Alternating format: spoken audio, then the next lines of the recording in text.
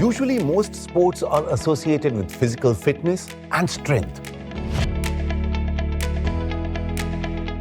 But chess is a game that requires extreme focus, patience, dedication, and discipline.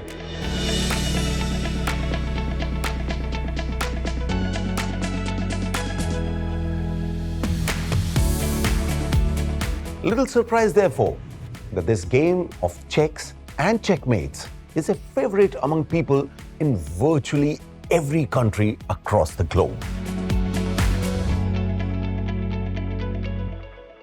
However, very few people know that this game originated in India nearly 1600 years ago. How did this game, born in India, become so popular worldwide? How did it create a sensation in China, Japan, Russia, Korea, and across Europe? How did chess become the favorite game of intellectuals? And why is it called chess? Let's explore.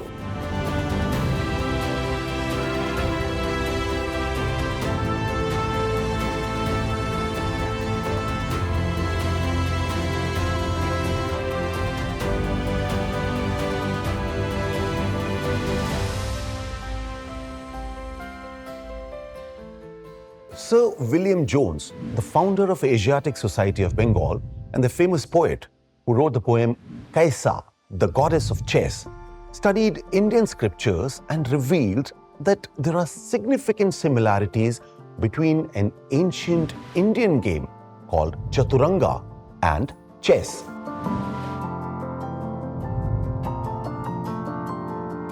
According to him, the game known as chess today is a modern version of Chaturanga, popular game during the Gupta Empire in 4th century. So William Jones concluded that India is the birthplace of the game of chess. And due to trade and cultural exchange, the game spread to other parts of the world. Renowned historian Will Durant has shared an intriguing story about the origins of the game of Chaturanga in his book, The Story of Civilization. According to the book, there was a king named Balhait. The king believed that through warfare, a person quickly learns qualities such as bravery, endurance, vigilance, and decision-making. Keeping this in mind, he asked sage Sissa to create a game based on warfare, a game where the outcome is determined not by luck or by chance, but by skill. Upon the king's request, the sage designed Chaturanga. It is said that after presenting the game to the king, Sissa was entitled to ask for anything as a reward. But no one anticipated the mind-boggling request Sissa would make thereafter. Sissa asked for a grain of wheat for the first square of the chessboard, 2 grains for the second square, 4 for the third, and so on.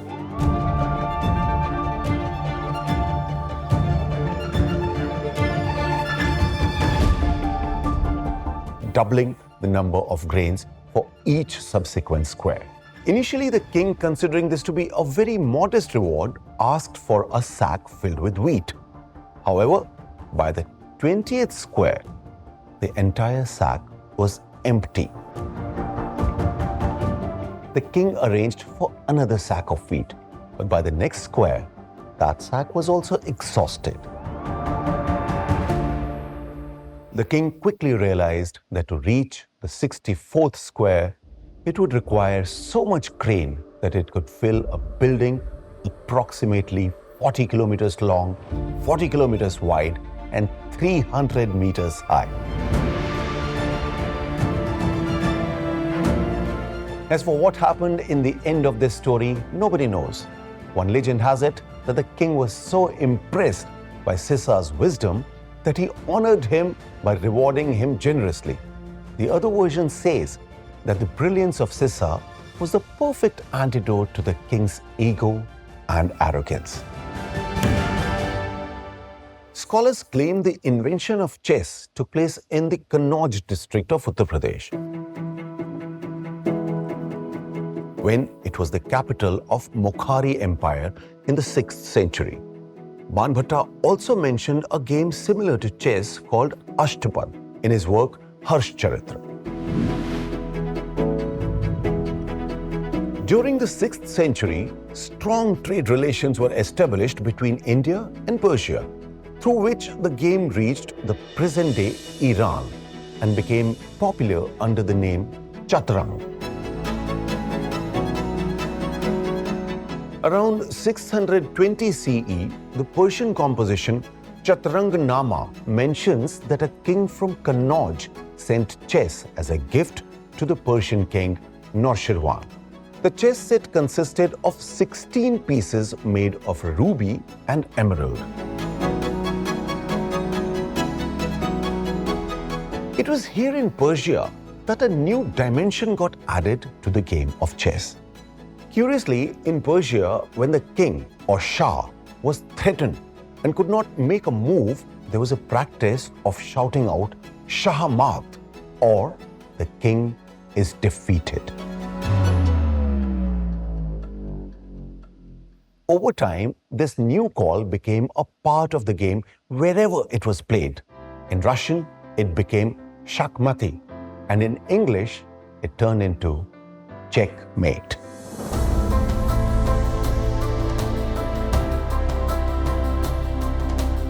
Following the conquest of Persia in the mid-7th century by the Arabs, the game began to be called Shatranj, as the Arabs could not pronounce the cha and the ang sounds.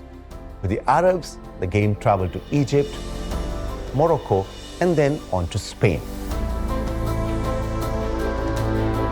By the 11th century, most of Europe and Russia had become enthusiasts of this game. In the East, Indian Buddhist monks took this game to Burma, Thailand, and China, where the Chinese named it Shang-Chi. From China, chess spread to Korea and Japan, where it received a new name, Shogi. It is remarkable how different cultures understood and embraced the same game in their own ways.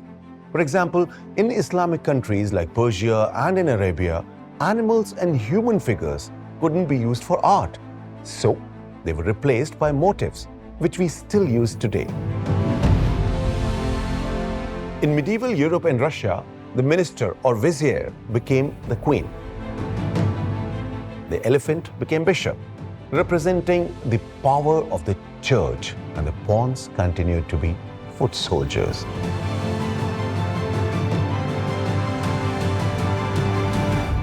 It is interesting to note that the rules of this game kept evolving and developing until it was accepted as a global game worldwide. However, the memory of this game's Indian origins has faded over centuries and seldom finds a place in history or literary discourse. Just like life itself, the game of chess also teaches us something with each step we take.